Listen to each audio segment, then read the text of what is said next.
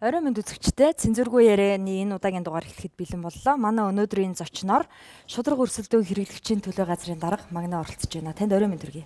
Баярлалаа, танд ч орой мэнд хүргэе. За цэнзүргүй ярианы урилга хүлээн авч ирсэн танд баярлалаа. Таны тухай хэдхэн секундын танилцуулгыг өгснөөр дараа хоёулаа ярилцлаганд оръё доо.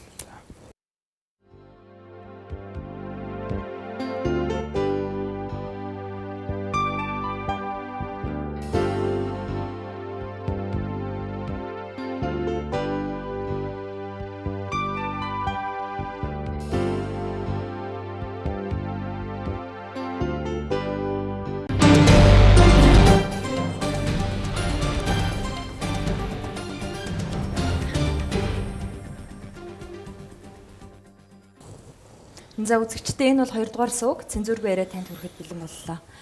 За Магна дарга ойрын үед сонь сайхан юу вэ та нар? Хүмүүс нас ингэ асуухаар биелдэг. Миний сонь сайхныг ер нь телевиз радиогоор үзэж байгаа хаа.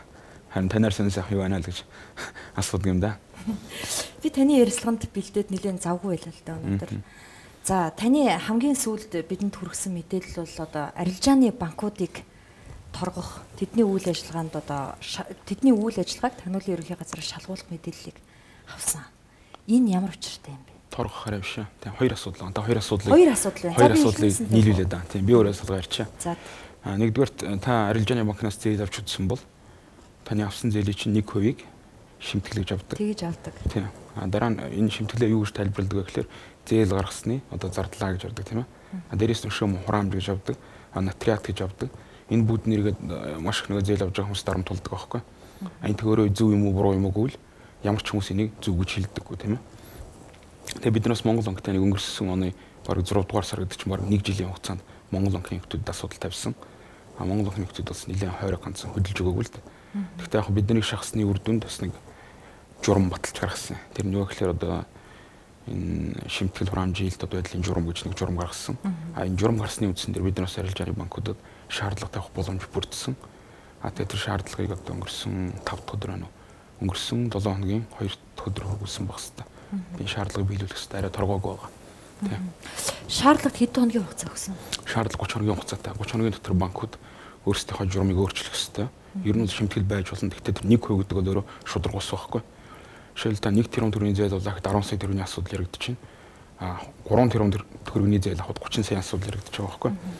1 тэрбумаас 3 тэрбум төгрөгийн хоорондын интервал дээр зээл өгөхөд бол тухайн банкнаас гарч байгаа зардал бол төдийлөн одоо олон одоо мэдгэдэггүй хэмжээний тийм өөрчлөлт байхгүй. Энийг бол хүн болгон мэдчихэ. Тэгэхээр энэ бүгдийг өөрчлөл гэдэг юм шаардлага үүссэн. Банкуд зээл өгөхөд зардал гаргадаг тийм үү? Тэр зардлыг тооцож үзэхэд одоо жишээ 1%-тэй тэмцэх хэмжээний мөнгө бол биш ээ гэж та хэлсэн. Энэ зардлыг яаж тооцож үзсэн юм да? За энийг хариулах бүр дэлгэрэнгүй юм байна тийм ээ. Тухайн банкны баланс тэгэхээр ерөнхийдөө дэлхийд дахин ямар байдаг вэ гэдэг асуудлууд бас яригдах хэрэгтэй. Манайд бол ер нь арилжааны банкнуудын ер нь хоорондоо өгсөн хувилдах маягаар тогтоосон энэ бүх банкн дээр адилхан байдаг журам бол ер нь цэцтэй иргэдийг бол маш их охирож. Та өөрийнхөө данснаас мөнгө авах хүртэл өнөөдөр шимтгэл өгдөг болсон. Тухайн банкныхын картыг эзэмшээд тухайн банкнаас одоо өөрийнхөө цалин авах хүртэл бас шимтгэл өгöd байгаа шүү дээ.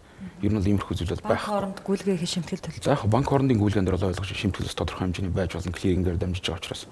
Тэр шиг өөрийнхөө тухайн та банкнаас өөрийнхөө одоо тухайн банкныхын картаар одоо мөнгө авахд бол одоо шимтгэл өгнө гэдэг бол энэ бас өөрөө бас байдаг үйл жишээл дээ. Тэгэхээр энэ бүгдийг одоо юу гэдэг чинь Монгол банкны нөхдүүд бол өгнө иргэдийн санал гомдлоор шийдвэрлэх ёстой. Гэвч харамсалтай нь одоо зүгээр би миний харж байгаагаар бол одоо дэндүү одоо банкны салбарынх ингээд бүгд бие бинийгээ таньдаг нөхдүүд л энэ салбарт байна шүү дээ тийм ээ. Тэгэхээр энэ асуудал төдийлөн бас явдаггүй болоо гэж би харсан тийм.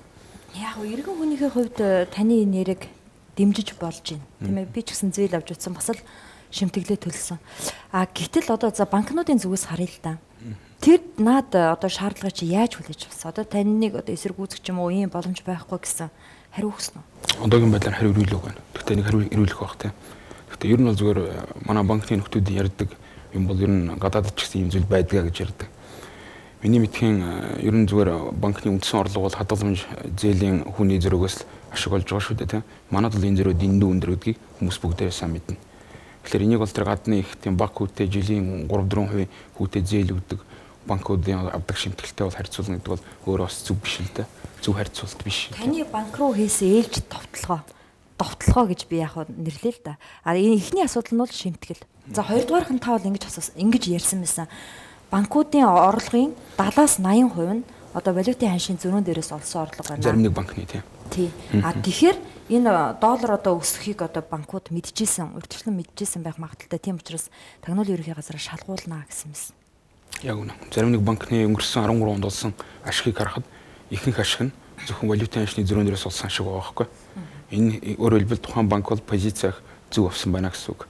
Энэ юу гэсэн үг вэ гэхээр валютын ханш өснө гэдэг дээр тэр банк одоо их итгэл үнэмшилтэйгээр бооцоо тавьсан учраас жилийн эцэст тухайн банкны ашиг зөвхөн одоо тэр валютын одоо арилжаанаас олсон ашиг хөшин дээр гарч байгаа байхгүй. Тэгэхээр энэ бас шалгаж үзэх ёстой зүйл. Энэ бол зүгээр яг хоо саяны банктай холбоотой шалгалт хийх явцад олсон мэдээллийн үндсэн дээр одоо сонирхол татаад тэр асуудлыг тагнуулын ерөнхий газар руу явуулсан.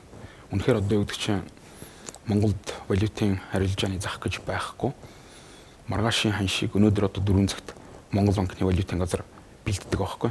Тэгэхээр одоо та бидний маргааш өглөө төв мэддэг төв банкны аль байсны ханшийг одоо төв банкны нөхдүүд бол нэг өдрийн өмнө мэддэг гэсэн үг. Хэрвээ одоо за манад инсайдер гэж ярьдаг юм л да, инсайдер трейдинг одоо хоригдсан хууль байхгүй боловч энэ ёс зүгээр зохицуулагдаж байгаа асуудал гэмтрэгэлд нөгөө талаас тийм. Гэмтрэг байлгүй яах. Юу гэсэн үг юм? Монгол банк валютын ханшийг зарлах нь гэмтрэг гэж юм. Та буруу ойлгочлаа. Валютын ханшийг урд өдөр нь мэдж байгаа шүү дээ. Урд өдөр нь мэдж байгаа ханшаа одоо өөрийнхөө албан тушаалыг уруулад янз бүрийн хүмүүст хэлсэн бол энэ гэмтрэг гэж хэлж байна. Тэгэхээр та түрүүн банкуд хоорондоо хуульдсан байх магадaltaй гэж яриад шүү дээ. Тэгэхээр урд өдөр нь Монгол банк мэддэг тэрийгэ банкудад хэлцдэг байх магадaltaй гэсэн үг үү? Би нэг зүгээр хардж байгаа тийм. Тэгээ тагнуулын ерөнхий газарт одоо шалгуулсны дараа л бүгдийн тогтооно гэсэн. Би энэ сэдвэр урд нь тагнуулын ерөнхий газрын дарагтай уулзж ирсэн. Тэгээ тагнуулаас шалгах хэрэгтэй гэж ойлгож байгаа тийм. Яаж явж байгаа та энэ сэдвийг олчих вэ? Ингээ олох юу байх вэ тийм ээ? Миний бас үндсэн мэргэжил бас энэ яг банкны чиглэлийн мэргэжилтэй юм шүү дээ. Эдийн засгийн мэргэжилтэй. Би банкны хүн яг. Тэгэхээр зүгээр ингээд олон нийтийн харилцаан дээрээс юм уу эсвэл хэн нэгэн танд мэдээлэл өгд юм уу? Үгүй дээ. Одоо би бол нэг одоо захиалгаар асуудал ханддаггүй биш шүү дээ. Үгүй уучлаарай. Захиалга биш л дээ. Зүгээр ингээ иргэдээс ч юм уу те танд ямар нэгэн мэдээлэл өгсөн байж болно шүү дээ. Та бас Twitter тагнуулын ерөнхий газраас Facebook их одоо өргөн ашигладаг хүн шүү дээ. Тийм ясаг тантай адилхан тийчнээс бас мэдээлэл авдаг. Иргэд ер нь одоо хамгийн одоо ойр хандах боломжтой энэ social network шүү дээ тийм. Энийг өөрөлдөх сайн ханддаг. Энэ чинээс ч гэсэн их мэдээлэл авдаг. Миний бодлоор бол сайн эдийн засагч хүн, банкир хүн бол одоо валютын ханш хизээ өсөх үү, хизээ бурах уу мэдэж идэг. Мэдрэмжээрээ ч гэдэг юм уу. Эсвэл өөрийнхөө мэдлэгийн хүрээгээр тэгээд тэн дээрээс ашиг олдог. Энийг бол би нэг хууль бус асуудал гэж бодохгүй л байх юм. Би буруу бодоод байна. Монголд бол тийм боломж байхгүй. Хэрвээ яг евро доллар хоёрын ханш одоо тренд нь ямар байна? Одоо ойрын хэд өдөр ямар авах, энэ 7 хоногт ямар авах гэдэг энийг экономик календар гэж байдаг юм л да. Яг экономик календараа харж байгаа. Яг тэр ханшинд нөлөөлдөг мэдээллүүд байдаг байхгүй. Тэрийг хүлээж байгаа тухайн мэдээлэл дээр одоо анализ хийж байгаа л үздэг юм л да. Би өөрөө яг hedge fund трейдер хийжсэн бол энийг бол маш сайн мэднэ. Манай хувьд бол яг юм бирж байхгүй учраас энэ дээр бол одоо хичнээн мундаг байгаад. За үнэхээр инсайдер мэдээлэлтэй төв банкны одоо юу гэдэг чинь бодлогынхоо хүүг яаж зарлах чагааг урдчлаад мэдсэн ч юм уу те. Эсвэл их хурлаас гарах гэж байгаа ямар нэг шийдвэрийг урдчлаад мэдсэн хүмүүс л энэ дээр ихтэй байна үхээс яг одоо эдийн засагч хүн бол мэдхэд их хэцүү л. Яг бол манайх бол одоо ханшийг интервенцэгээл бариул барьчдаг тийм ээ. Төгрөг маань өөрөө зах зээл жижиг учраас төв банкны оролцоо маш өндөр байдаг тийм. Харин банкуд одоо наран туул зах дээр өөр ингэсэн түүцтэй байдаг. Тэрүүгээр дамжуулж валютын ханшийг хөөрөгддөг гэдэг яриа бол олон жил явдаг л да. Энийг шалгаж үзэж болдгоо юм уу? Тэр валютын ханшийг хөөрөгдөн гэдэг бол арай сорьцсонгүй ойлголт тийм. Наран туул гэж та 8 шаргаар ярьсан баг тийм ээ. Тий, 8 шаргаар. 8 шаргаар тийм. Ерөнхийдөө зүгээр яг манай валют арилжааны нэг за 4 орчим хувь одоо тэр 8 шаргаар дээр эргэлдэж байгаа. Энэ дээр зүгээр харин ямар асуудал байдаг вэ гэхээр тухайн улс өөрөө мөнгөний бодлоготой. Мөнгөний бодлогоор төв банк ханш зарлаж байгаа. Тэрийг одоо банк санхүүгийн байгууллагууд тэгж одоо ханшин дээр янз бүрийн уралдаж ханш давхар зарлаж ус тэгэх бол ер нь олон улсад байдаггүй л жишгэл дээ. Гэтэ тэнд зарагдаж байгаа доллар бол ерөнхийдөө та ойлгоход манай эдийн засгийн нэг 4% тэнд байгаа. Тэгэхээр тэр бол нэг тийм бага хувь юм байна. Хүчтэй нөлөө үзүүлэх хэмжээний мөнгө байхгүй тэнд. Тийм үү. Иргэд бид бодохдоо бол одоо 8 шарга дээр л одоо мөнгөийг хөөрөгддөг. Тэгэл тэр нь одоо бидний амьдралд яг хүн дээр тусдаг гэж боддог байхгүй. Тэрний ард банкуд энэ 8 шарга бол яг зүгээр хүлээлт үүсгэдэг байж болох юм тийм ээ. Тийм. Тэрний шиг 8 шарга бол нөлөөлөх магадлал их бага. Та бүхэн одоо ингээд эдийн засаг хүнд үед банкуудыг ингээд яриад иж болж байна уу? Энэ иргэдэд сөрөг нөлөө үзүүлэхгүй байгаа. Ялангуяа хадгаламж эзэмшигчдэд, банкны харилцагч нарт. банк чинь эмзэг салбар шүү дээ. Яг үнэ. Бидний нэг сайн мэддэг. Гэхдээ бас их ёс зүйтэй байхыг шаарддаг салбар. Яг тэгвэл банкны эзэн гэдэг бол одоо үйлдвэрийн эзнээс ихээр хүний мөнгөөр бизнес хийдэг салбар байхгүй. Итгэл дээр итгэлцэл яг зөв. Тийм учраас илүү хүндэр ёс суртахуунтай байх хэрэгтэй. Би таны бас нэг ярилцлагыг уншижээ. Тэгсэн чинь засгийн газраас эзэн 100 одоо нөө эдийн засгийг идэвхжүүлэх 100 хоногийн хугацаанд бити дураараа баахан газар шалгаад гэж хэлсэн ингээд. Тэгээ таныг одоо энэ банкны тухай зарласныг загнаагүй юу? Би ч нэг тэгэл загнуулаад чаддаг хүн бас биш л дээ. Загинцсан юм биш үү гэхдээ таны? Үгүй зүгээр хаа хэлэхгүй да. Хэлэх загнах хоёр чихөөр шүү дээ. Зөв миний өөрийн зарчим бол тэр одоо загнах, уурлах гэдэг бол одоо хүн хүүхдээ загнаж болно, тийм. Одоо хүний үнэхээр одоо сэтгэл зүрхнүүдээ хүүхдээ загнаж байгаа нэг ойлгоно. Тиймээс одоо зүгээр юм одоо ажил хэргийн холбоотой харьцаатай хүмүүс бол нэг нэгэ загна уурлна гэдэг бол энэ тэр гэрийн аашаа ажил дээр гарахыг бол хинт зөвшөөрж болохгүй л дээ. Үгүй яагаад тэ гэрийн аашаар загнахгүй л байх л та. Гэхдээ одоо эзэн 100 хөтөлбөрийг хэрэгжүүлж явах хүрээнд чи бити байгууллагуудыг шалгаад бай гэж хэлсэн юм чинь одоо яг ингээд эдийн засаг дөнгөж докторчгоо ядаж яхад нь банкуудыг шалгалаа банкуудын хувилдаа избэж магадгүй гिचгэр чинь харьцангуй гайгүй тийм. Гайгүй юу? Тэгж болох уу? Би тэнийг дахиад цалингаа асуулчих үедээ л гэж санаа зовоод байна л та. Их баярлалаа санаа тавьсанд тийм. Та яагаад гадаадаар явж байгаа цалингаа асуулж байгаа? За би уг нас энэ дээр тайлбар хийсэн юм аа. Тийм. Би нэг хүний бие муудаад 4 дахь өдөр нь урагшаа Бээжин авчаад 2 дахь өдөр ирсэн юм л да. Нэг ажлын 2 өдөр байгааг байх, 3 өдөр байгаагүй мод тийм. Чөлөө аваад явж болтгүй юм уу? Ер нь агентлагийн даргад хэн чөлөө өгдөг? Хариуцдаг сайд нь чөлөө өгөх хэрэгтэй. Та сайдаас чөлөө аваагүй юм? Яг тэр ихтэй сайд хэлээгүй маа. Тэгэхээр таны буруу байна. За яг миний буруу. Гэхдээ яг зүгээр би бол боддгийн. Хүн бол бас одоо амьдралд чинь 4 журмаас гадна бас хүний амьдрал зүйш тохиолдож болно шүү дээ тийм. Тэрийг бас ойлгуул юу ч ойлгож болно тийм. Энэ бол зүгээр яг илүү их тийм суртахуунгүй алдаа гаргасан бол би өөрөө маргааш нь ажиллаа өгч чинь. Би бол одоо миний нэг зарчим бол их ажилттай ч юм уу нэг албан тушаалтаа зуралдаад байж болохгүй ялангуяа залуу гэдэг бол одоо зөвхөн насныхаа зөрөөгөөр ялгагдах биш. Аливаа асуудал хандах хандлагаараа бас ялгаатай байх хэрэгтэй гэж үздэг. Хэрвээ би үнэхээр бас өөрөө суртахууны алдаа гаргасан бол би маргааш нь л ажиллаа өгчих байсан. Тийм. Петроус компани гүйцэтгэх захирал Халиунбат гэж хүн одоо янз бүрийн мэдээлэл хийж агаад бензиний үнийг хөөргөцсөн. 4.9 тэрбумаар тухайн компаниг та торгох шийдвэрийг гаргасан. Шүүхэр заргалдаж яваад эцсийн шатны шүүхэн шийдвэр таны талд гарсан тийм үү? Энэ мөнгийг авах уу? Эцсийн шат одоо тэгтээ шүүхэн шийдвэр бас сонирн гарсан байхгүй. Яг өнөөдөр ямар боломж байна вэ гэхээр нөгөө бид нар бас яг уг нь хуулиар бол одоо тухайн компани өнгөрсөн жилийн орлогоос хүүг тооцож торгоно гэж байгаа. Гэтэл шүүхийн шийдвэр яаж гарсан бэ гэхээр бас орлогоос гэдэг нөрөө шудраг ус байна. Яг хэвээр гэхээр бас тухайн үед тэр нэг Петроус компани одоо зөвхөн 92 бензин дээр хязгаарлалт хийсэн, 92 дизель дээр хязгаарлалт хийсэн учраас тэр бусд 80 энтергээд бензинийхэн орлогыг хасаад тэгээд тургуулаад 92 дизелийн орлогоос над хувиа тооцоод дахиж 50 гэж ийм шийдвэр гарсан байхгүй. Тэгэхээр энэ бол бас л угтаа бол одоо шүүхийн шийдвэр бол хуулинд нийцээгүй юм шийдвэр гарсан. Тэрний дагуу одоо тооцоо хийж байгаа гэсэн үг. Энэ маш нарийн тооцоо гарна л та. Гэхдээ би таныг за одоо эдийн засаг ийм хэцүү байхад хувийн компаниг ингэж торох гээд байх нь одоо миний дотор хүн энийг зөвшөөрөхгүй байна гэсэн ярилцлагыг ч олж үзээ гайхсан л та. Үгүй яг нөхцөлөд ямар байна вэ гэхээр бас хоёр талтай мөнх байсан одоо. Үнэхээр одоо 4.9 тэрбумд нь тулгаа торгож болно. Асуудал тэгээд явах юм бол энэ компани бас үйл ажиллагаа доголдох асуудал үүснэ. Тэгэх юм бол нөгөө бензин колонкт чи бензин байхгүй бол энэ магнит торгоод бас бензин болчихлоо гэж байна. Та л өөрөө энийг торгуул. Яг үнэ. Та 50 байж л да би дуусгах юм да.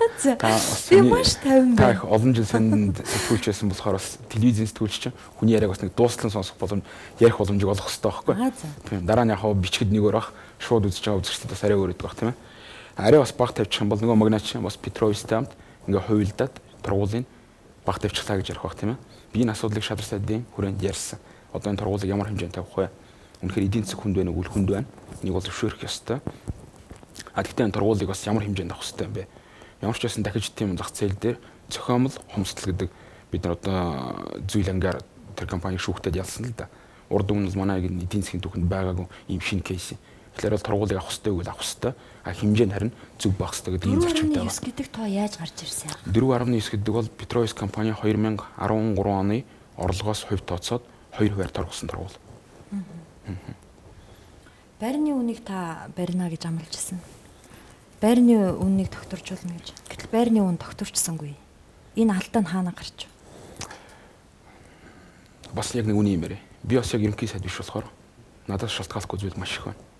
Угтаа бол зүгээр засаг дээр ярьсан бодлого юу байсан бэ гэхээр өнгөрсөн засгууд бол их хвшлийн эрэлтийг дэмжиж байсан.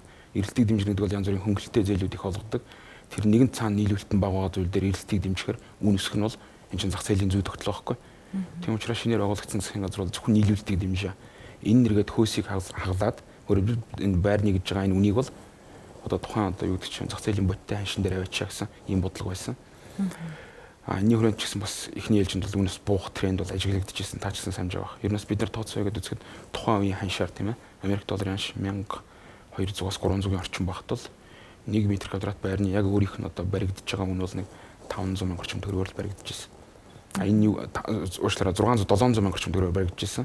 Тэгээ энэ дээр нэг сая орчим төгрөгөөр зархад бол ер нь хангалттай гэсэн юм тооцоог бид нар төрийн орон сууцны корпорац тухайн үеийн орон сууцны корпорацтай хамтарч хийсэн. Дараа нэг тооцоолог асуудал юу болсон бэ гэвэл 8% зээлийг гинт зарласан.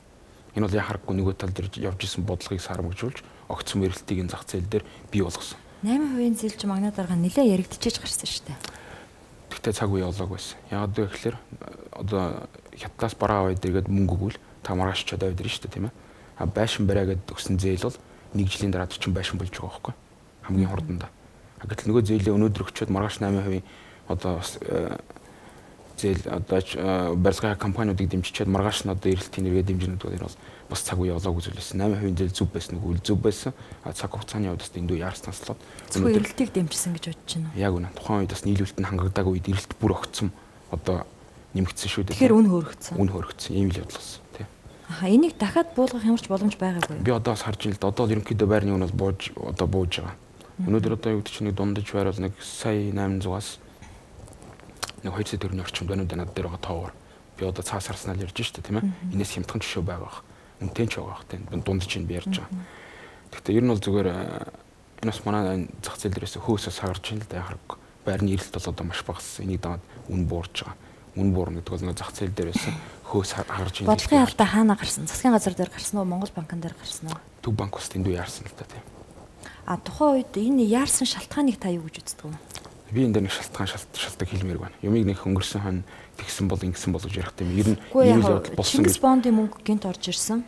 Тэр мөнгийг зах зээл рүү тараахын тулд 8% зээлийг түлхэгдсэн бахаа л гэж бодоод байна л да. За надад чинь таны бодол баг. Тухайн үед гарсан шийдвэр бол ямар ч байсан бас нэлээд яарсан шийдвэр байсан болов уу гэж бодож байна тийм. За өрн телефоны операторудаас нөгөө одоо барьцаа авахыг хориглосон шүү дээ. Одоо хүртэл барьцаа авсаар л. Харин саяхан бас Twitter-ээр нэг хүн яг нэг бичсэн байсан л да.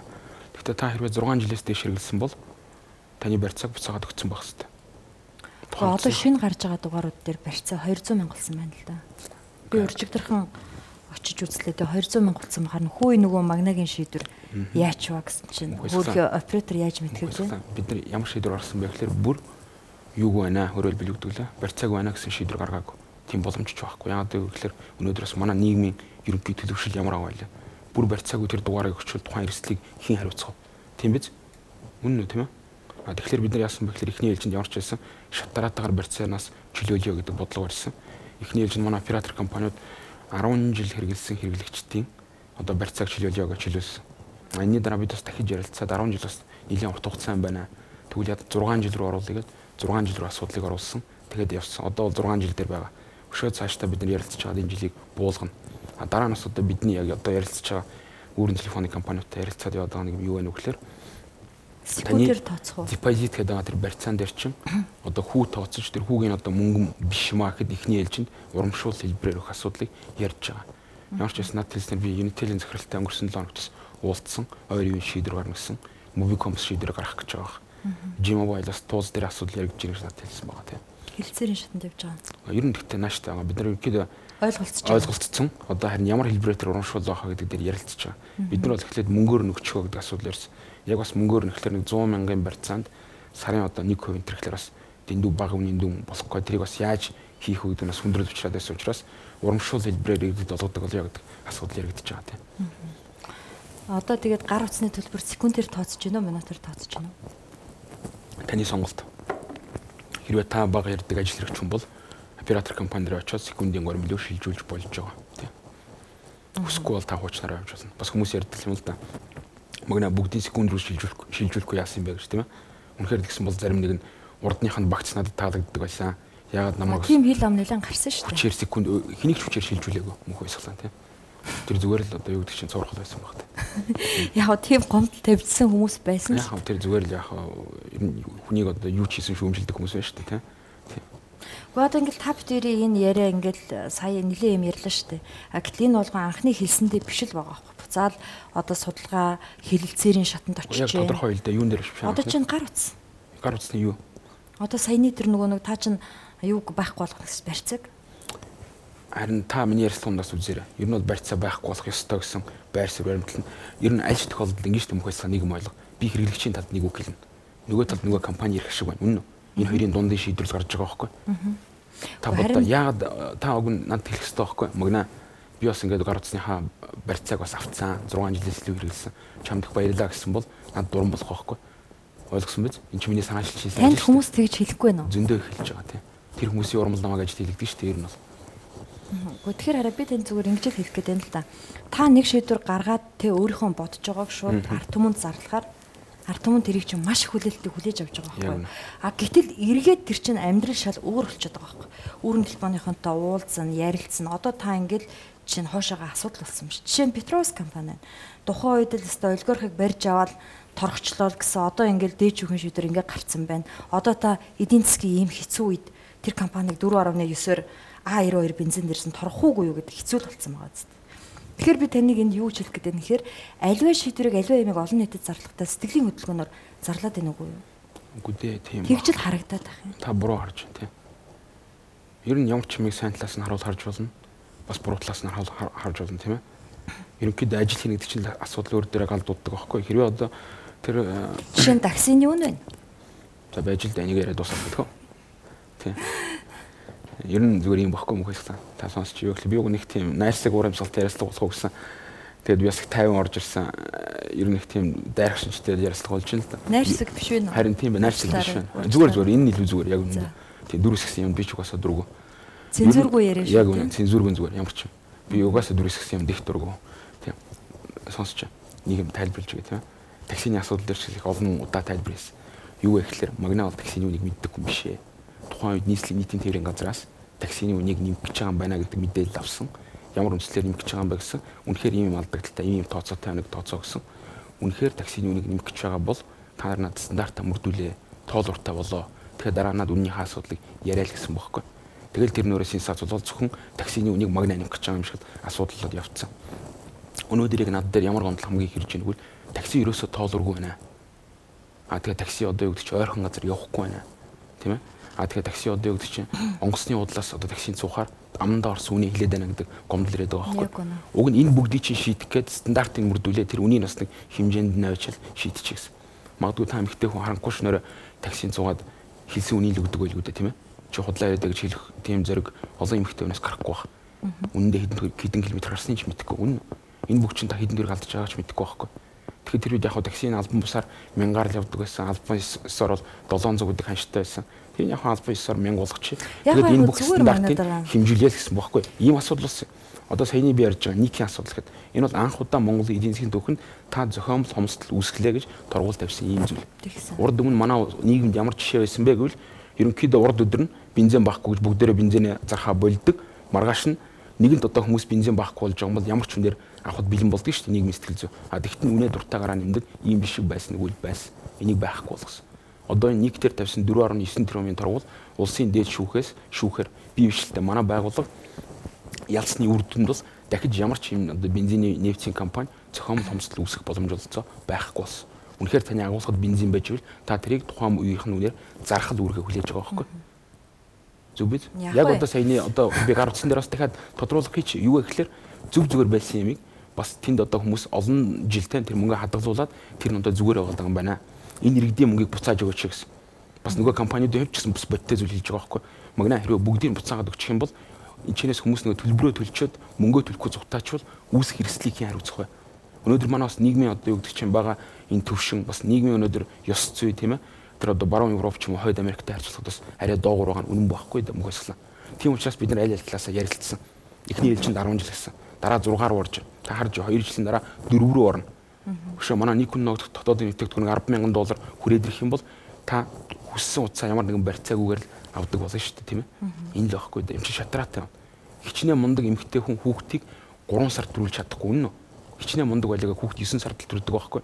Яг тэрнтэй адилхан. Ямар ч ажлыг бас хийхэд хугацаа хэрэг болж байна. Ойлгож байна. Эхлээд зарлахтаа л энэ бүхнээгээ бодож байгаа. Эхлээд би харин илүү тэгж зарлж иж иргэдийн дэмжлэгийг авч иж тэр ажил бүтдэг байхгүй. Иргэд бол үнэхээр таныг бол одоо ч би дэмжиж байгаа. Ийм байхгүй мөгөөс. Миний зүгээр яг ингээд нэг ажил хийдэг үндсэн арга барил бол би хийх гэж байгаа ажлаа иргэдэд зарладаг. Тэр нь иргэд надад нийгэмээс дэмжлэг өгдөг. А тэр нь иргэд нөгөө одоо юу гэдэг чинь асуудлыг шийдэж байгаа нөхдүүдэд нийгмийн дарамтгалж хувираад тэр нь иргэд ажлыг их амархан бүтээдэг байхгүй. Ердөө л энэ миний хийж байгаа шийдвэр болгон нөгөө нэг бизнес эрхэлж байгаа нөхдүүдээс одоо нөгөө иргэдээс авж байгаа мөнгөний багасгах талын шийдвэрүүд дандаа байдаг шүү дээ. Та нэг мэдж байгаа бах тийм. Тэгэхээр нөгөө хүмүүс чинь мэдээж алгаад тушаад хүлээж авахгүй. Нөгөө талаас иргэдийн хүлээлт байна уу байна. Яа харахгүй зүг зүйлийг ярьдаг. Энэ нэргээ дарамтлал асуудал дундаа шийдэгдчихвэл би бас энийг ахицгаж хардаг байхгүй. Ахиц байхгүй да. Уг нь эхлээд хоорондоо ярилцчаад дараа нь шийдвэрээ нийгэм зарлах. Эхлээд хоорондоо ярилцвал асуудал явахгүй. Тэгэхээр шууд өөрөө ингэж зарлчаад тэгээд араас нь би шалгаад дүгнэлт гаргаад шаардлага хөргүүлээд тэрний хадараа зарладаг байхгүй. За. Би тэнд нэг төрсвчлэг бэлдсэн байгаа. Асанши руу аврахтай холбоотой циркийн асуудал. Тэгэхээр хоёулаа төрсөө үзчихэд тэгээд ярих уу. Болж байгаа тоглолтоо хэрвээ ийм цирк болон урлаг дээр болон ингэж нааж ингэж маст очиж нэг сайхан нэр хүндийг авч ингэж тоглоно гэвэл бол одоо шудраг бус үл нийцнэ. Тийм ээ? Тэр улс төрөө хийх гэж байгаа бол тийшээ очиж хий. Монголын ард түмэн сухар биш шүү. 2008 оны 7 сарын 1-ний ямар асуудал болсон? Хэн өдөө хатгсан өнөөдөр? 5 хүний аим хаана байна? Энэ нөхөр өнөөдөр шантаж улс төрөөр хийж өнөөдөр энэ суудлаараа сууж шүү нөхдүүдээ. Би Монгол улсын иргэн хүн. Өнөөдөр би тэр дэлхийд Монгол улсынхаа нэрийг мандуулж явж байгаа биш. Тэнэгхэн жижигхэн тойрог дээр тийм ээ худлаа үнэн PR гэж тийм ээ хүн амьдыг өдөө хатгаж ингэсэн огт харьцуугаа ойлголт гэдэг хэлмээр байгаа байхгүй юу? Үнэхээр арга бухимдж ийм асуудлыг хараад. Өнөөдөр намайг 22 настай югослав болоод Монгол улсынхаа нэрийг мандуулаад тэр дэлхийд мандуулж байгаад Магна дүү юу хийж ирсэн юм бэ?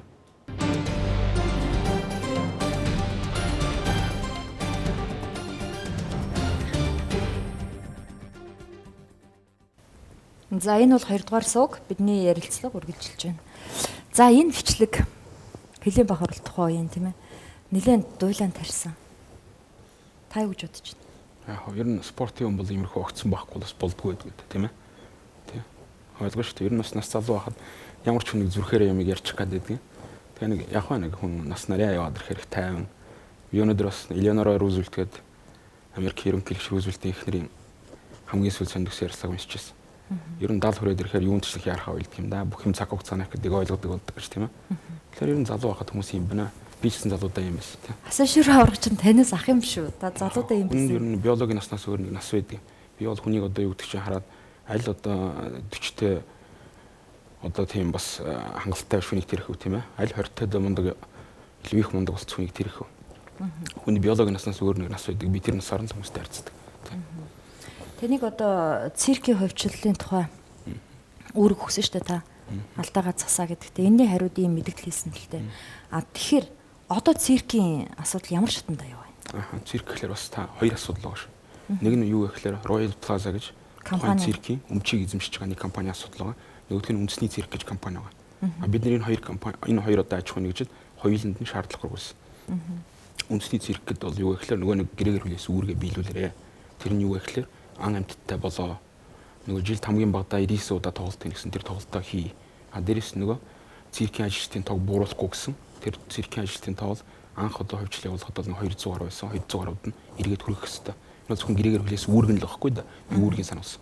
Нөгөө талаас Royal Plaza гэж компани тавьсан шаардлага нөр юу байсан бэ гэхээр наад цирк чи нийт 6 хэсгээс бүрдэж байгаа. Тэгэхэд ердөө нэгэн хэсэгт нь цирк бусд нь дэлгүүр янз бүрийн болцсон байна. Тэгэхээр энийг бас алдаа гацсаа гэдэг ийм шаардлагыг хүргүүлсэн хоёр талд. Үндэсний циркээс бол харин хариу ирсэн л да. Бид нар энэ асуудлаа ингэж зохицуулна, ингэж явж байгаа энэ бол маш сайн. Нөгөө талаас Royal Plaza гэж компаниас бол ямар нэгэн хариу ирээгүй өнөөдрийг хүртэл. Бид нар 2 удаа албан шаардлага хүргүүлсэн. 3 дахин ч хүргүүлсэн баг. Тэгээ асуудал ярихаар яасан бэ гэхээр яагаад бас ингэж удажваа гэхээр оюун гэрэл гэж нэг сайд байдаг. Бид нар бүгдээрээ мэднэ. Оюун гэрэл сайд дээр л асуудал гацсан. Сүүлийн хугацаанд. Та оюун гэрэл сайд Сумын базар гишүүнтэй холбоотой дотны харилцаатай юм шиг байлээ. Дотн ч байх та хараач тэгж хэлээг байх. Ер нь зүгээр ингээл яхахлаар аль сайд асуудлаа явуулъя л да гэхээр би Сумын базартай нэг яриад хялгдаг байхгүй. Тэгээд зөндөө хүлээсэн. Тэгээд сүүлдээ миний утсыг чухаа болсон. Тэгээд та ямар зүгээр хуваар ажиллаж байгаа шүү дээ. Төрийн албаа агч. Яг үнэ. Тухайн асуудлыг магадлаж болоогүй юм. Ойлгосонгүй магадлал нь. Магадлал гэдэг нь одоо оюун гэрэл сайд жишээ нь ямар нэгэн үүрэг даалгавар өгсөн байж байгаа тэрнийг шалгах гад хугацаа хүлээж иж болох уу? Тийм зүйл байхгүй л тийм. Урд нь бид нар хангалттай ярилцчихсан. Ленин музейг авчаа дараа нь асуудлыг ярих гэсэн. Тэгээд байхгүй болсон л доо оюун гэрэл сайд. Яг эмхтэй хүн болохоор асуудал хандлага нь арай өөр юм шиг байлаа. Та айгүй хүүсээр ялгаж ярих юм. Үгүй би тийм зүйл байхгүй. Ер нь зүгээр тэрийг зөв талаас нь би харж байгаа. Тийм учраас бид нар яасан бэ гэхээр төрийн өмчийн хороонд асуудал тавьсан юм болсон ингэсэн. Одоо төрийн өмчийн хороо шийдвэр гаргаа гэдэг. Миний ойлгож байгаагаар өөрөө төрийн өмчийн хороо хуралдаад шийдвэр гаргах байх. Алдаагаа засаагүй гэсэн үг. Цирко. Засаагүй. Гэхдээ би яг тухайн үед тэр тухай уншсан өөрөө чинь одоо тайлбарыг тэр нөгөө нэг анх хувьчлагтай байгуулсан гэрээг энэ бол бодит амьдралд нийцгүй гэрээ юм шүү. Заавал 200 ажилтнтай байлгана. Өнөөдөр 100 ажилтнтай ажил амжилттай явж ивэл 200 ажилтнаар яах юм бэ? Яг үнэ ажил амжилттай явж байвал тийм ээ. Тийм. Тэгэхэд ягараа заавал 200 өргөх хэвтэй. Ер нь ийм л да мөхөсглаа. Юу гэвэл нийгмийн салбарын менежментийн хувьчлал гэдэг бол одоо юу гэдэг чинь зүгээр одоо нэг дэлгүүр ч юм уу зүгээр одоо нэг байшин барилга хувьчлагаас ихөөр тухайн салбар энэ нийгэм заавал байх ёстой. Тэрийг төрөөс илүү хувийн хвшил авч чадна гэд тийм гэрээ байгуулж байгаа байхгүй. Энэ салбарын бас одоо жүжигчин ажилчид байна тийм. Энэ хүмүүс ч гэсэн бас энэ нийгэмд гудамжинд гарах ёсгүй. Энэ хүмүүсийг ажлын байраар цааш хангах ёстой гэсэн үүргийг хүлээж байгаа. Нэгсэндээ менежментийн хувьчлал гэдэг бол төрөөс илүү та сайн их юм байна. Маа нэг аваа гэд төр шилжүүлж өгч шүү дээ нэгсэндээ. Тий, хувьд шилжүүлээд өгч чинь. Тэг яагаад төр хойноос нь дахиад оролцоод байгаа юм? Тэр хувийн хвшил өөрсдөө л аваад явах хэрэгтэй шүү дээ. Тэг авч явж чадахгүй нөгөө гэрээ. Энэ чинь өмч шүү дээ хувь хүний. Энэ шүү дээ яг худалдан авах гэрээ биш. Одоо шилэл та дэлгүүрээс цамц авцсан бол таны цамцтай асуудал ярих хэрэг хинтэж байхгүй. Энэ бол юу гэхээр менежментийн гэрээн дээр үндэслэж цаашдаа ийм юм үүргийг биелүүлнэ гэсний үндсэн дээр тухайн одоо аж ахуйн нэгжид шилжүүлж байгаа юм зүйл байхгүй. Тэгээд та одоо хувьчлалыг буцаах байр суурин дээр байна уу? За миний өөрийн байр суурь эхэлж бол зүгээр циркийг циркээр нь болгочих гэсэн юм л бодол байсан. Гэхдээ харамсалтай нь бол нэг хууль үйлчлдэггүй нэг хэдэн нөхдөд байна шүү дээ нийгэмд ч. Урд өмнө үйлчилж байгаагүй цааш ч үйлчлэхгүй гэж. Ямар хүмүүс? Үгүй одоо хар. Одоо яг энэ цирк ингээд эзэмшээд байгаа нөхдөд тийм ээ. Тэгэхээр шаардлага хөрвүүлдэг төрийн байгууллагууд иргэ хариу өгж болно, хариу өгдөггүй. Хариуцж байгаа сайттай найз гэд сууж идэг тийм ээ. Ийм л нөхдөд байгаа байхгүй. Тэгэхээр одоо яах вэ? Хэрвээ төр хууль байвал дараагийн арга хэмжээг авах хэрэгтэй байхгүй. Хэрвээ төрийн хууль ийм л хүмүүст хэрэгжиж чадахгүй бол энэ төрлөөчийн хүмүүс мянгаараа чагсаад дайрдаг байхгүй дараа. Тэгэхээр төлцсөн бицтэй циркийн хувьчлал. Тухайн үеийн одоо гэрээ байгуулсан хүмүүс нь за болж байна энэ компани шалгарлаа гэд тэр компанид өгсөн. Тэр компани мөнгө төлцсөн. Тэрнээс хойш өдөр хоног сар жилүүд явсаар л байсан. Тэр бол хугацаагүй гэрээ мөнхөөс хулаа тийм. Тэр бол зүгээр худалдан авах гэрээ биш гэж биелээд шүү дээ. Ойлгож байгаа зү? Тэгэхээр одоо тэр чинь юу төрийн өмчгөр байгаа юм уу? Ер нь бол өмчлөлийн шилжсэн боловч үүрэг хүлээсэн тодорхой үүргийн гэрээний үүргийн одоо үндсэн дээр шилжсэн тийм. Тэр үүрэг хэрэгжих хугацаа байхгүй гэсэн үг. Тэр үүрэг бол цирк бол үргэлж циркээр л байх хэрэгтэй. Энэ бол зарчмын асуудал тийм. Уу яг би ч гэсэн циркээр л байхыг хүсэж байна л да. Тэгээд би харин таныг тэр оюун гэрэл сайд Сумын базар гişүүдрийг яриад харна одоо ойлгохгүй л байна л да. Яагаад тэгж хэлчихэ. Тэгээд та ингэ зүгээр суугаад идэгин. Би ч зүгээр суугаагүй л дээ. Та стандарт төрийн өмчийн хороонд өгсөн байгаа юу? Төрийн өмчийн хороонд хандсан байгаа тийм. Төрийн өмчийн хороо шийдвэр хорооны хурлаар шийдвэр гаргах хэрэгтэй. Таныг шантажны улс төр хийж гэн гэж асан шүрээ аврагасаа хэллээ. Юу бодож тэгж хэлсэн би мэдэхгүй байна тийм. Сонгон хайрхан дүүрэгт нэр дэвших гэж байгаа. Тэнд бол одоо Сумын базар гişүүн байгаа. Тэгэхээр энэ улс төрдөө ийм хувийн өмчийг татаа оролцууллаа гэж мэдгэл хийсэн л дээ. За яг одоо сонгон хайрхан дүүрэгт нэр дэвших энэ асуудал бол өөр асуудал ах уу тэр бол тийм. Та яг юунд сонгон хайрхан дүүрэгт нэр дэвших гэдэг юм? Та ер нь ардчилсан намын дотоод бүтцийг хэрвээ мэддэг бол би мэдэхгүй. Хүн ер нь хүссэн газараа би тэнд нэр дэвшнэ гэдэг дэвших. Тэгсэн одоо сонгуулиас 2 жилийн өмнө тэгж хэлэх боломж хинтэж байгаа байхгүй тийм. Гэхдээ бол нэр дэвшнэ гэдгээ хэлсэн байна. Би боломж бол нэр дэвшин тийм. Асан шүрүү таныг дарамтсан уу? Харин гайгүй шүү. Гайгүй шүү хэр нэг л цаанаа үлдцтэй хэлээд байна. Үгүй дээ үгүй. Би бол зүгээр олон юм амьдралдаа утсан. Надад харин нэг тийм айн гэдэг юм байдгүй байхгүй. Хүний хүнд хийж чадах хамгийн муу юм бол хүнийг алах шүү дээ. Тэрнээс цаашаа байхгүй. Хувьсгалч хүн бол орондоо хөтгөх байхгүй. Бас миний мөрөөдөл тийм. Тэгэхээр намайг одоо юу гэдэг чинь хаална хятадчд юм уу янз бүрийн ямар намайг бол хинч айлгаж чадахгүй. Та өөрийгөө хувьсгалч хүн гэж боддог. Тэгэлгүй яах. Би бол нийгмийг шинжлэх ёстой тийм өргөөр төр хүлээсэн хүн л гэж ойлгодог. Таныг тагнуулын ерөнхий газраас дуудаад хувьсгал хийхгүй гэдэг гарын үсэг зурулж авсан гэж үнэн үү? Хувьсгал хийхгүй гэж та бас андуурч байна. Бас л буруу асууж байна. Хувьсгал хийхгүй ш. Нийгмийн эмх замбраагүй байдалд одоо өдөө төрөх хэрэггүй байл нэг тиймэрхүү асуудал хууль сануулад хууль сануулсан гэж гар хэвсэг зурсан Магна байна. буруу асуулт гэж байдаггүй хаа би тэгж боддоо шүү дээ. Хүн яагаад гэвэл сонссон болгоноор асууж сэтгүүлчд өөрсдөө өмөрөөл буруу асуулт гэж байдгүй, буруу хариулт гэж байдгаа гэж сэтгүүлч хүн ярьдаг. Би бол олон удаа ярьслаа гэжсэн болохоор их буруу асуулттай олон таарч ирсэн. За, уучлаарай тэгвэл. Тэгвэл үүмэн саманд уруу татахгүй гэдэг л уруу татахгүй шээ. Би сая ясна шүү дээ. Үүмэн самууныг одоо ийм хуулиар ингэж хоригдж байгаа шүү гэдэг хуулийн зүйл залтыг сануулж гар хэвсэг зурулж байгаа. Яагаад тань тийм гар хэвсэг зурулж байгаа? Та тийм үүмэн самуанд дэгдэдэг юм уу? Нэрч миний ойлгож байгаа 2010 11 оны үед 12 он гэж би 11 он баг. За бас буруу асуучлаа. Тийм 11 он баг. Би тэгж санаж байна тийм. Тэгээ яагаад таныг тэгж байгаа? Яг тухайн үед миний тухайн телевиз радиод өгжсэн ярилцлага бол тийм зүйл ихэд хүргэсэн юм байлгүй дээ тийм ээ. Өмнө саманд дэгдэх үү? Өмнө саман бишээ би бас нийгмийн одоо эрс шинжилэл өөрчлөлт гэдэг бол яг харахгүй нөгөө. Тийм та бол шинжилэл ярьсаар л байсан. Хувьсгал ярьсаар л байсан. Би бол тэрийг санаж байна. Тухайн үед энэ төрлийн ордон дотор байшин байсан хүмүүс тэрнээс айсан байлгүй дээ тийм ээ. Одоо тэр бодол чи хэвээрээ юм. Хувьсгал хий гэдэг бодол чинь. Ер нь би бол өөрийнхөө хэмжээнд одоо надад байгаа одоо энэ иргэдэд айлуулах хөгжүүлэх боломжийн хэмжээнд би ямар өөрчлөлт хийж чадах вэ тэр хэмжээнд өөрчлөлт хийхийг хүсэж байна. Тийм. Тэгээ аль хүртэл явах нь би бас харж байна. 50 замын хуулийн одоо бодлогын өөрчлөлт үү эсвэл бүр хувьсгал уу? Яг үнэ. Хувьсгал гэдэг нэрийг бас та одоо зөвхөн Ленинхаар ойлгож болохгүй. Хувьсгалыг өнөөдөр бид нар ширээний ард суугаад ч өөрчилж болно тийм. Хегелийн онолоор хувьсгалыг ойлгож болно. Энэ бол одоо юу гэдэг чинь нийгмийг заавал одоо тэгж бужигнуулахгүйгээр нөгөө тал ширээний ард сууж байгаа зөвшөөрлөлийн хэлбэрээр ч гэсэн одоо асуудлуудаа яриад өөрчлөлт шинжилтийг хийж болно шүү дээ. Ер нь хувьсгал гэж юу вэ гэхээр үндсэн хуулийн өөрчлөлт л байхгүй. Эцсийн үр дүндээ. Өнөөдөр үндсэн хуулийг өөрчлөх зайлшгүй шаардлага байна. Яг л тэгэхээр та өнөөдөр манай тэрийг харж байгаа. Ингээ гацааны байдалтай их хурлын ч гэсэн хилцдэг асуудал нэг сайд нарын сандал суудал. За тэгээ нийгэм тэрэгтэй маш олон хууль хүлээгдээд нөгөө хэрүүлээсээ болоод асуудал явж чадахгүй юм л байдалтай байна шүү дээ. Хаврын чуулгыг эхлээд санал ширээний хэрүүлэх. Яг үнэ одоо ч гэсэн бас үргэлжилж байна шүү дээ. Тийм ээ дараагийн сайдын асуудал гэл. Тийм. Тэгэхээр одоо удахгүй та харж сар хүрхгүй хугацааны дараа улсын наадам болоод энэ чуулган ч завсарлаа шүү дээ. Урд нь ч гэсэн 12 оны би хараад яагаад байгуулсан их хурл одоо бүхэл бүтэн нэг чуулган зөвхөн нэг ганц тогтоол батлаад одоо хаврын миллион аврынхны нөлөө нэг чуулганд өндөрлж ирснийг та бас санаж байгаа тийм. Тэгэхээр энэ шийдвэр гаргах энэ процесс ч өөрөө дэндүү удаан учраас нийгмийн бас хойноос нь татаад байна л тийм. Та хувьсгал гэснээс 7 сарын 1-ний холбоотой нэг бяцхан бичлэг танд дахиад үзүүлье. Тэрний дараа асуултаа үргэлжлүүлье. Бид өнөөдөр фундаментууд шаардлагатай хөрвүүлж ирсэн. Энэ цагдаа бичээд кинод дөрөвдөд цагдааныхоо бүхэн сурвалж 10 минут хүлээж авсан. Одоо араас манай хүч ирж байна. Бүгдээ өсөдөө дахиад дайж орно.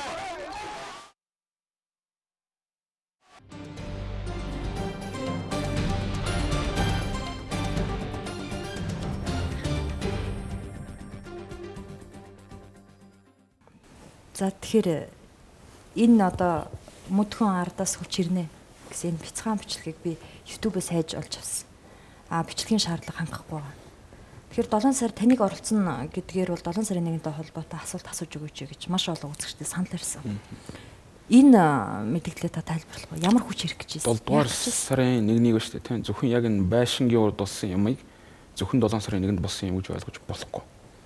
7 сарын 1 юунаас эхэлсэн бэ гэхээр яг урд өдөр нь болсон сонгуулийн лөөрөөс эхэлсэн. Та мэдж байгаа би өөрөө сонгуулийн архан дүрхтэр дэвшсэн. Өдөр ихэд би ялцсан байсан. Дараа нь орой ихэд миний бүх сонгуулийг лөөрөдөд байхгүй болгосон. Тэр үед гараар толдог байсан. Манай бүх ажиглагч нар их хөөж гараа асуудал юм болсон.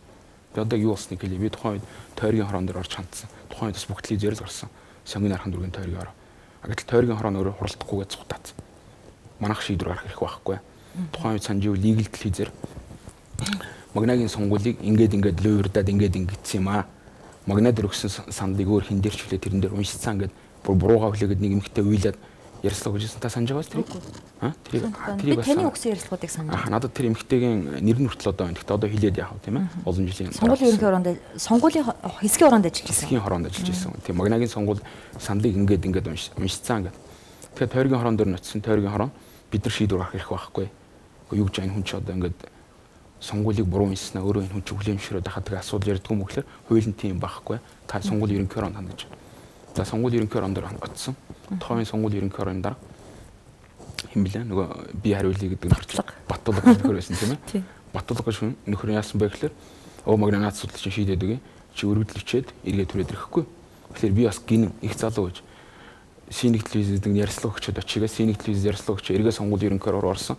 Нөгөөдгөө чинь цагдаагаар хамгаалаад нөгөө баталгаан ч гэсэн гарч ирэхээ болцсон байсан. Асуудал ийм л юм болсон. Энэ бол яах вэ гэхээр үндсэн хуулийн бус аргаар засгийн эрх авж байгаа ийм хэлбэр байхгүй да. Ер нь ард түмэн гэдэг чинь өөрөөс дотроо мэдрэмжтэй байдаг юм билээ. Энэ сонгуул чинь нэг л худлаа болчихлоо гэвэл хүмүүс ч өөрсдөө талбай дээр цугларчдаг юм билээ. Тэгэхээр за ерөнхийлөгчийн сонгуулиар бас нэг 52 48 гэдэг их одоо цөөхөн харьцаатай ингээд гарахад бол их уралж байгаа хүн байхгүй бол энэ чинь дотоод мэдрэмж байхгүй да хүмүүсийн. Ер нь эрх чөлөөний мэдрэмж тэр шудраг басны мэдрэмж гэдэг чинь хүнээр хэлүүл түүхний зүрхэнд байдаг байхгүй. 7 сарын 1-ний энэ арга хэмжээн дээр бол та одоо Бацаандан их хурлын гишүүн тий. Танаа нөгөө намд байсан хэн блэ? Бас нэг залуу байсан шүү. Хос баяр тий. Тэгээ жаргал сайхангүй. Тий, жаргал сайхан гишүүн сайд байсан. Та нар гол дүрд байсан. Үдээс хойш бол алга болсон. Тэгээд дараа нь та хэдийг барил ингээл асуудал зөндөө явсан шүү дээ. Тэгээ та одоо харамсдаггүй. 7 сарын 1-нд би тэнд очиж чигсдэг л байж. Тэгээгүй бол 5 хүн амь насаа алдахгүй л байж. За 5 хүн амь насаа алдсан явдал бол мэдээж харамсалтай гэвэл харамсалтай. Тэгэхдээ тэр хизээ болсон явдлаа гэвэл шөнө 12 цагаас хойш онц байдал зарласны дараа хийсэн зүйл. Энэ бол тэр тухайн үеийн төртэй холбоотой асуудал. Гэхдээ ардчилсан төр асуудал яаж чирэгжсэн иргэдийнхаа эсрэг галт зэвсэг хэрэглэн гэдэг бол энэ байж боломгүй зүйл байхгүй. Байж боломгүй зүйл. Тийм биз? Би яг тантай санал. Яг тийм. Ердөөлийн асуудал. Гэхдээ эхэлж одоо бид нар одоо энэ Монгол Ардын Хувьсгал намын байшинг аавна одоо ингээд араас хүч ирж байгаа. Харин эхэлж сонгуулийг эдгээр ингэж лөөрдөж юм муухай юм хийгээг байсан бол бүх юм асуудал илүү их тайван явах үедээ гэж би илүү их боддог байхгүй. Тийм. Харин ч бараг тэр сонгуулийг эсэргүүцч тэнд очисондоо бас нэг шан тавьсан байхгүй. Энэ шудрагс гэдэг зүйл чинь бас энээс хэтрүүл бас арайч болохгүй юм шүү гэдэг тийм. Тэрний үр дүнд яасан бэ гэвэл автоматар сонгуулийг тоолдог хууль батлагдсан. Үнэн үү? Хуулинд өөрчлөлт орсон. Тэрнээс хойш сонгуулиуд харин гайгүй явсан шүү. Та мэдчихэж байгаа тийм хар харьцаг гэж юм манайхан зарим нь бас итгэдэггүйгээр яриад байдаг. Гэхдээ ер нь бол их сонгуулийг хантай явдаг болсон. Энийг бол 12 оны сонгуулийг та бодлонгүй болсон гэж итгэдэг үү? 12 оны сонгуул дээр бодлонтой боллоо гэж одоо зарим нэг тойрог дээр зарим нэг хүмүүс бас гомдол гаргасан шүү дээ. Тэрийг бүгдийн дараа сканерцсан нөгөө бюллетенийг тоолсон ямар ч асуудал гараагүй. Нэг хүнээр санал зөрөөгүй. Тийм.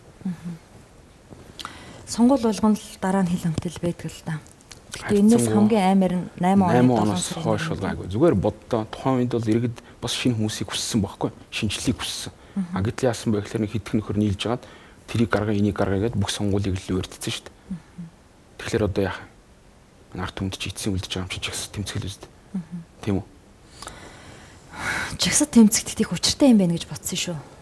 8 оны 7 сарын 1-ээс хойш. Яг үнэ учиртай. Хизээч иргэдээ буудаж болохгүй юм байна. Иргэд рүүгээ буу шагааж болохгүй юм байна гэдгийг л ойлгосон байх хэрэгтэй. Хамгийн гол сургамж. Тэрнээс иргэд жигсэж болохгүй гэдэг сургамж бол хаач байх вэ? Ерөнхийдөө та мэдэх бол одоо Германы үндсэн хуулинд ч гэсэн ер нь үндсэн хуулийг хамгаалах үүрэг нь ард түмэнд байдаг байхгүй. Одоо жишээлбэл маргааш юу гэдэг чинь энэ төр чинь нэг шийдвэр гаргаад хизээч их хурал тарахгүйгээр шийдвэр орчвол яах вэ? Эцсийн хүч нь ард түмэнд л үлдэн шүү дээ. Үнэн биз? Тийм байхгүй. Тэгэхээр ард түмний тэр нэгдэж нийлэх тэр тэмцлээ хийх эрхийг бол боогдуулж айлгах тийм зүйл бол ардчилсан төрөөс бол хизээч гарах ёсгүй. Тийм. Харамсалтай 8 оны 7 сарын 1-ээс хойш дандаа хамтарсан засгийн газар явлаа. Хувилдааны зарчмаар төр барьсаар ирлээ. Одоо та энэ засгийн газрын үйл ажиллагаанд ямар дүн тавих вэ? Та одоо агентлагийн дарга магнаа биш. Зүгээр л нөгөө тэмцэгч магнагийн байр суурьнаас тавьбал. Би нэг л юм хэлж чадна. Энэ засаг бол маш сэтгэлтэй ажиллаж байгаа. Үнэхээр хүнд асуудал байна уу байна. Гэхдээ энэ богино хугацаанд ч гэсэн энэ нийгэмд бас эерэг өөрчлөлтийг гаргачих гэсэн чин хүсэл одоо би энэ засагт ажиллаж байгаа сайд нар бас харж байгаа тийм. Хүмүүс харахгүй л байна гэдэг юм да. Яг юуг нь харахгүй нэ. Одоо жишээ нь амьдрал ятуу шүү дээ. Хүмүүс орлогогүй болж шүү дээ. Цалингаа тавьж чадахгүй шүү дээ. Гэтэл өнөөдөр эдийн засаг өсөлттэй гарч байна. Яг үнэн би ч гэдэг тоогоор мөнх хэсгсэн. Гэхдээ асуудал юу болсон бэ гэхээр 10 онд 12 онд засаг авсан, засаг шилжсэн. 2 жил гарах зэсийг урдчилж аваад бүгдийг тараацсан. Үнэн. 3 жил зарах нүүрсийг бүгдийг урдчилж аваад мөнгөний аваад бүгдийг тараацсан. Үнэн. Дээрээс нэмээд нөгөө зэс нүүрсийнх нь 30-40% унсан уу? Үнэн. Ийм л өсөл байдалтай үтсэн байхгүй. Яг ямар утасныг бол бэгүү сарж байгаа. Яг нөхцөл байдал тийм л байхгүй. Улсын дасуулаацсан. Урд нь байсан нөхдүүд дэндүү хүүтэн сэтгэлээр авч асуудалд хандснаас л мөн танай нам засаг уралцчихсан байхгүй юу? За тэн дээр манай танаа гэж яриад яг ер нь асуудал 12 онд бол тийм л байсан. Арчилсан намыг гişүү юм чинь би танай нам л гэж ярьж байна. Яг үнэ. Одоо мөн л засаг барьж байна. Харин ардын нам алга байна. Бусдтай нийлээ барьж байна. Та тэгвэл засгийн газрын үйл ажиллагаанд сэтгэл хангалуун байна гэж би ойлгож болох уу?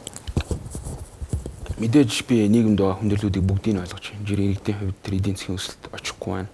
Одоо бол нийгэмд бол зүгээр өнгөрсөн 7 хоногоос эхлээд урд нь бол зөвхөн хүндрэлүүд гэж ярьж ирсэн бол одоо жоохон нөгөө валютын ханшин дээр анхаарал тавих гэх Төв банк мөнгө татчих шиг байна л да. Мөнгө бол хомсдоод эхэлж байна. Энэ бол ажиглагдаж байна. Энэ нийгэм өмөрч байгаа хүн болгонд асуудал байна уу үгүй байна. А гэхдээ энэ агуулгаар нь өшөө ингээд бүр томоор нарах юм бол энэ Рио Тинто манай засгийн газар хоёрын хоорондын тоглож байгаа тоглоом байхгүй. Риогийнхэн сүүлд бол бүр Австралид байгаа Монголд ширтэй компаниудтай уулзаад та нар Монголд бүх үйл ажиллагаа зогсоогооч гэж асуудал хүртэл тавьсан. Тийм. Рио Тинто гэж ямар том компани бид нар бүгдээрээ мэднэ. Английн хатан хааны төрс өдөртөл үрэгддэг ийм л хэмжээний нөхдүүд шүү дээ. Тэд нар бол дэлхийн бүх хэвлэлүүдээр Монголыг бол хангалттай муулсан. Монголын имижийг бол хангалттай унгаас. А нөгөө талд яг яа харахгүй юм нэг том компанитай нүрт тулцсан манайхан асуудал хүнд байгааг үлхэнд байгаа. Үнэхээр л одоо бас туршлага муу болохоор одоо яг энэ медиадан ялагдсан байхгүй да. Яг нэг үлэхэд яагаад энэ ханшны өөрчлөлт ингэж гарсан бэ гэвэл нөгөө Риогийн 7-8 тэрбум долларыг л хүлээн зөвшөөрөхгүй гэсэндээ л асуудал үүссэн шүү дээ. Хамгийн түрүүнд та мэдж байгаа тийм ээ. Нөгөө хөрөнгө оруулагчдыг татах хуулиа батлахгүй удаасан. Яг үнэ. Бондны мөнгийг зөв зөвтэй зохицуулаагүй. Ерөнхийдөө зүгээр хөрөнгө оруулалт хаанаас эхэлж саатч эхэлсэн бэ? Ерөнхийдөө доголдол хаанаас үүссэн бэ гэж тийм.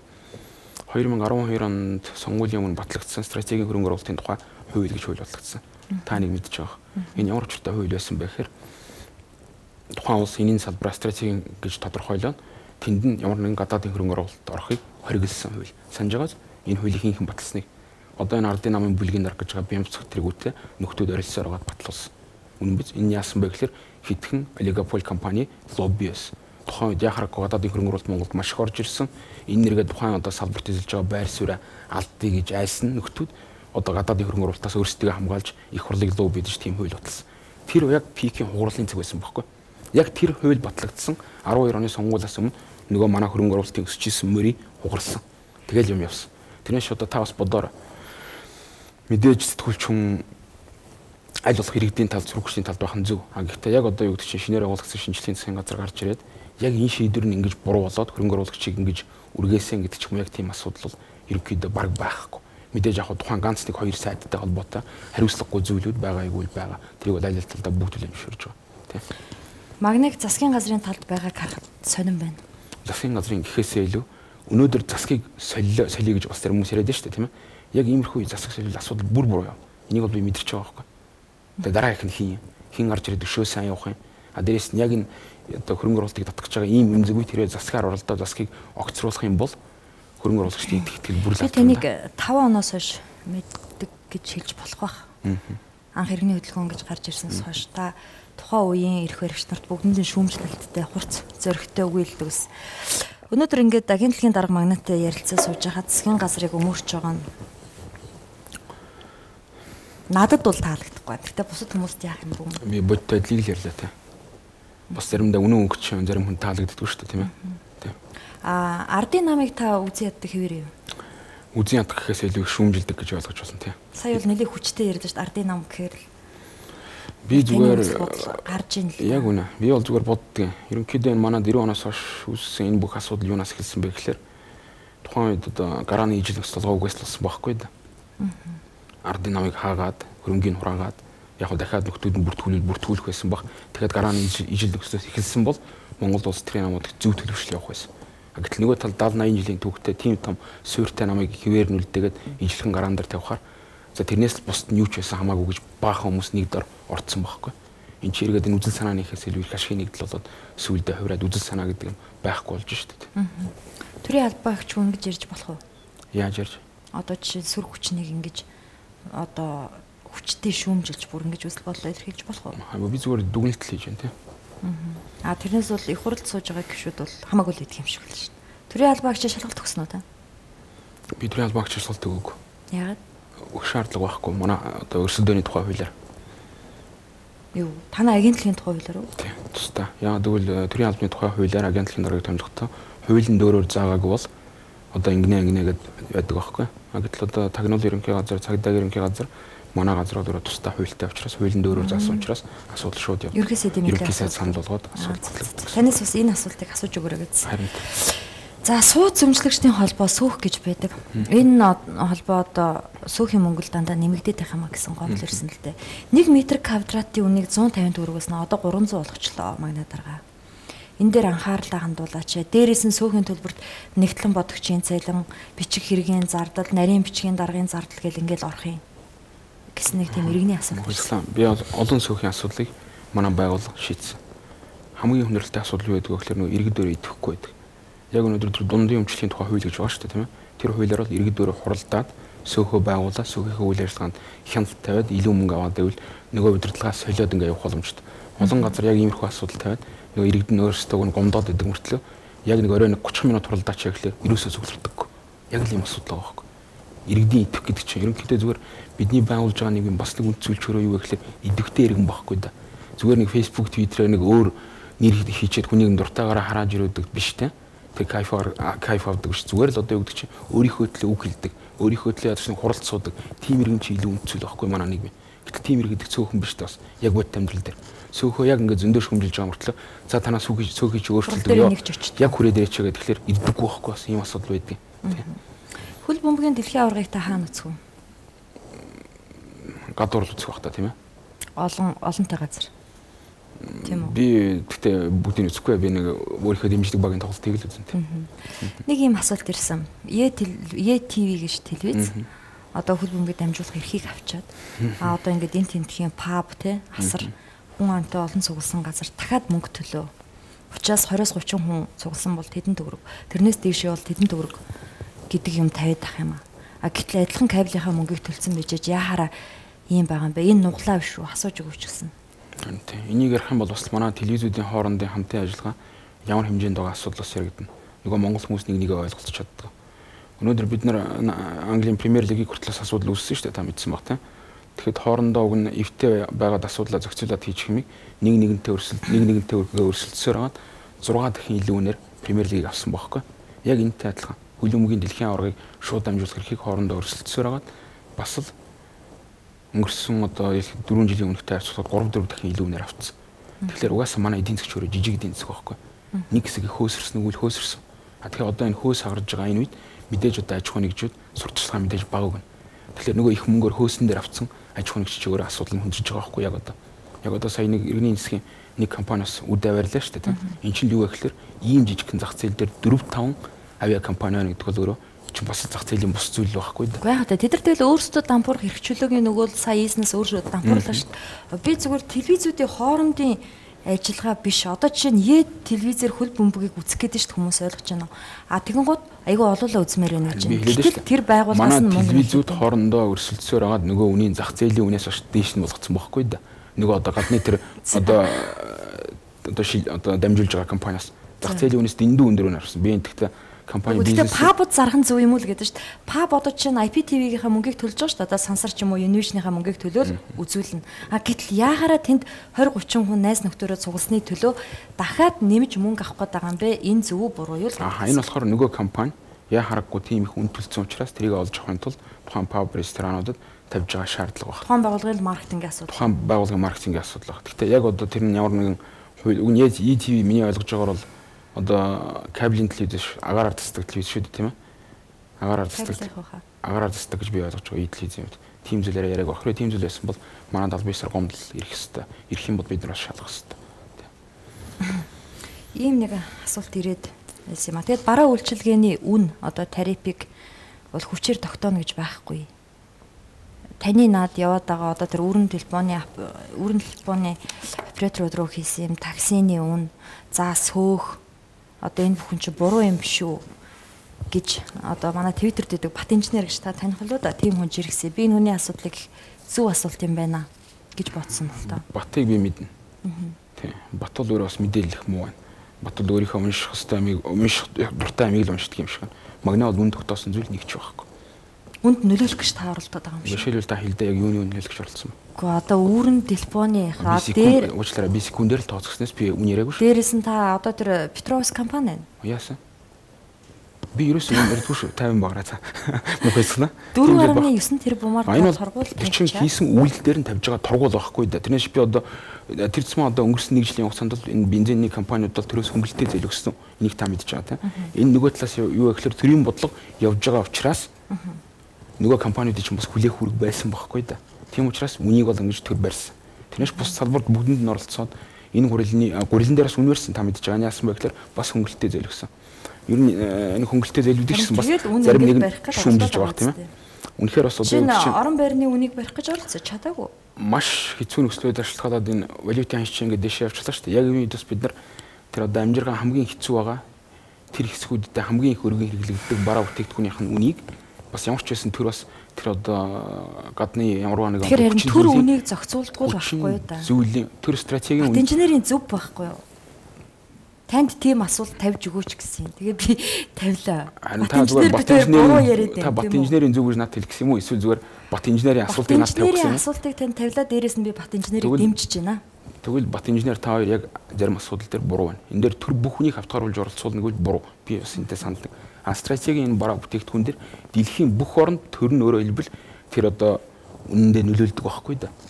Бензин бол яхахгүй стратегийн бүтээгдэхүүн мөн үү? Гурил мөн үү? Энэ дээр төр оролцохгүй гэдэг яах. Үнэн биз? Энэ шүү дээ. За та хувийн ямар нэгэн бизнестэй юу? Яг одоо юу? Яг одоо бол нэг тийм хувийн бизнес бол байхгүй. Ер нь байсан уу? Байлгүй яах вэ? Ямар бизнес эрхэлсэн? 2011 он хүртэл би одоо hedge fund өдөрдөж трейдер хийж байлаа шүү дээ. Яг арилжаа байдаг байсан. Тийм. Миний арилжааны түүх бол яг энэ салбарын мэднэ бас хамгийн гайхамшигтай түүх шүү. Одоо бол бизнес байхгүй. Одоо би Монгол Ливаны бизнес зөвлөл гэж байгуулсан. За яг энэ юм бас нэг зүгээр л Монгол руу хөрөнгө оруулалт хийх юм л та тийм ээ. Бас төрийн албан хаагч ялангуяа иймэрхүү над шиг ажил хийдэг хүн өөрөө хувьдаа бас том бизнестэй хон ёс зүйн мэдчихсэн таарахгүй. Гэхдээ би бас Монгол руу хөрөнгө оруулалт хийх асуудлаар ямар ч байсан өнгөрсөн 1 жилийн хугацаанд 3 сая долларын шууд хөрөнгө оруулалт Монголд оруулж ирсэн шүү. Таны гоё машиныг дэлгэцэнд үзүүлээд энэ машиныг ямар үнэтэй хаанаас яаж авсан юм бэ? Шинээр нь авсан юм уу гэд. Хоёр хаалгатай BMW машин. Тийм, кабриолет. Би энэ ямар үнэтэй вэ? Би 2010 онд авсан баха энэ машин. 10 оны машин юм уу? 10 он. Энэ өөрөө нэг 9 оны байна уу тэр авсан машин баг. Би 10 онд авсан. Оруулж ирсэн юм уу? Америкаас авсан. Би өөрөө Америкт явж байгаа 10 онд авсан энэ машиныг. Яа тэгвэл би тэр үед hedge fund-ын трейдер байсан. Ер нь hedge fund-ын арилжаа байдаг хүмүүс нэг иймэрхүү машин ундаг байхгүй. Тэгээд авсан. Имиж юм аа? Тийм, имиж. Энэ асар хүнтэй юу? Энэ төрийн албанд орохоос хамаагүй өмнө. Гэхдээ таны бодож байгаас их юмтгаа. Тийм хамаагүй үнэтэй. Би ч үнийг мэдэхгүй л байна л та. Тийм үнэтэй машин биш ээ. Би BMW дуртай л да. Гэхдээ Jeep-нээс бол хямдхан. Тийм. Jeep-нээс бол хямдхан машин тийм. Үн бол нууц. Энийг би төрийн албанд орохоос өмнө зүгээр интернетээр үзэлдэ. BMW Z тэр ямар үнэтэй ингээл хайхад гараад ирж штэ тийм. Үзэж амжсангүй. Нэг сайт дээр 63 мянган доллар гэж утсан байлээ дээ. Би тэрийг ч нэг үнэмшсэнгүй. Хараа тийм биш байхад. Энэ бол төрийн албан орохоос хамаагүй өмнө 2010 онд миний авсан байсан. Би одоо хүсэж байгаа асуулт энэ баг. Би тэгэхээр бас илүү бас ёс зүй гаргаад би бас энэ машинаас одоо мунхаа үлдсэн шүү дээ. Гаражт байж л байгаа. Би бас төрийн албан хийж байгаа хүн бас ийм машин унах нь ёс зүйн хувьд ямар байдаг юм болоо гэдэг. Ёс зүйн хувьд зүгээр илгүүд дээр чи авилгалаар л аваагүй бол ямар хамаатай. Тэгтэл бас ерөнхийдөө төрийн албан хийж байгаа хүн бас ийм дэндүү хэнцэр байх нь бас ёс зүйн талаас миний хувьд бол дими гэж би ойлгодог. Дээрээс нь би бас пентхаус байшинтай байснаа за бас төрийн албан агч болсон. Бас иймэрхүү байшинд амьдрах нь бас дэндүү бас юм болов уу гэд би зүгээр л 3 байранд амьдарч байгаа шүү дээ. Ямар сонин үзэл ёс зүйтэй байх хэрэгтэй байхгүй юу? Ягаад та өмнө нь пентхаустай байсан, BMW машин ундаг байсан. Тэгээ төрийн албанд орохороо тэрнийгээ болоод өөр юмд амьдрна гэдэг чинь юу вэ? Энэ дүр хэсгэлт шүү дээ. Биш энэ бол ёс суртахуун. Энэ бол ёс зүй байхгүй юу? Ёс зүй гэж. Ёс зүй тийм. За. Энэ бол дүр хэсгэлт биш, энэ бол ёс зүй. За нэвтрүүлгийн цаг өндөрлөж байна. Цензургүй ярианы урилгыг хүлээн авч хүрэлцэн ирсэн танд баярлалаа. Ийм нэг асуултыг асуусангүй би уг нь ингэж хэлэх байсныг буруу ойлгочлоо гэсэн зүйл танд байна уу? Эсвэл хөтлөгчийн буруугаас болоод би ингэж ойлгогдчихлоо. Зүгээрээ мөх ойлголаа. Би чонх дэндүү олоодаа уулзсараа ямар ч буруу гэж уучлалдаг болсон байж таа бас тийм. Тэгэхээр танаад л дамжуулсан бас байгууллагадаадаг ч гэсэн бас үйл судалгаагаар нэлээд өндөр гарсан гэж би сонссон. Тэгээд ер нь миний зүгээр амьдралын зарчмууд би бол ямагт зөв талд нь бахал ийм л зарчимтай. Тийм зөв талд нь л байх хэвээр. Яг тэрний энэ нэгсэн тийм зөвлөхөөс илүү зөв олонход аль нь хэрэгтэй тухайн үед дээрээс нь өсөж шудраг байх хэвээр. Энэ бол миний амьдралын өөрийн зарчим. Энүүгээр байсараа л дуусна. Тийм энд бол одоо юу гэдэг чинь ямарваа нэгэн тийм гадны ямар нэгэн хүчин зүйл бол миний ямар ч шийдвэрт бол нөлөөлөхгүй энд бол тэлтэй яваарай л гэж хэлмээр. За баярлалаа. Тэгээд тэнтэй ярилцахад нэг сонир мэдрэмж төрлөө. Тэр нь юу вэ гэвэл одоо засгийн газрын сайдуудын амнаас гардаг бүх үг таны амнаас гарлаа. Гэтэ засагт ажиллаж байгаа хүн гэхгүй болж болдгоо л байх гэж би бодлоо. Дахиад нөгөө мөмөнх байсан чинь буруу бодож иж магадгүй уучлаарай. За ингээд цензургүй яриа нэвтрүүлэг үгээр дуусаж байна. Энэ бол 2 дугаар цувг телевиз байлаа. Ирэх даваа гарагийн энэ цагта эргүүлцгээе.